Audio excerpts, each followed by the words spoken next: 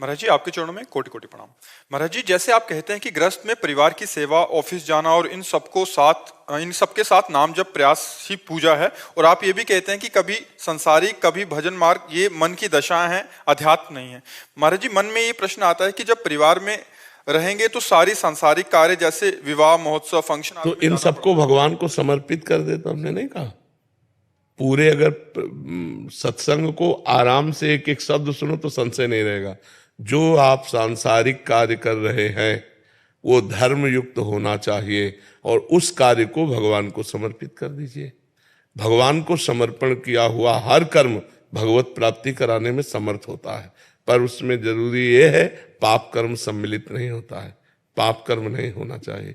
तो गृहस्थी में भी धर्म पूर्वक चले, पाप कर्म ना करे। अगर शास्त्रीय मर्यादा के अनुसार ब्याह हो रहा तो भगवान की पूजा हो रही है।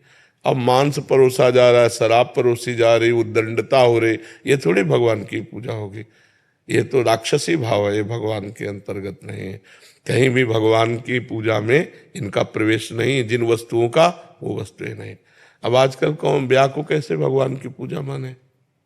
ये सब गंदी बातें परोसी जाती हैं। बड़े वीआईपी लोग वही माने जाएंगे जितने क्वालिटी का ये गंदा भोजन परोसा जाए। क्यों?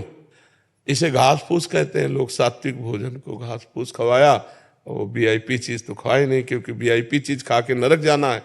तो इसलिए हमें लगता है कि सही माने में पूजा तभी होगी जब शास्त्र पद्धति के अनुसार हर कार्य हो रहा हो।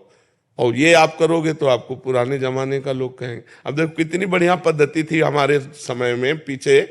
जैसे ब्याह हुआ तो सब बारातियों के चरण धोए जाते, पट्टी में गाय के गोबर से लिपी हुई जगह में बढ़िया बैठाला जाता, और सब दोना पत्तल उससे परोसा जाता, और फिर भगवान की जय जयकार करके पाओ सब लोग, और फिर खीर ले लीजिए, हलवा ले लीजिए, पूड़ी ले लीजिए।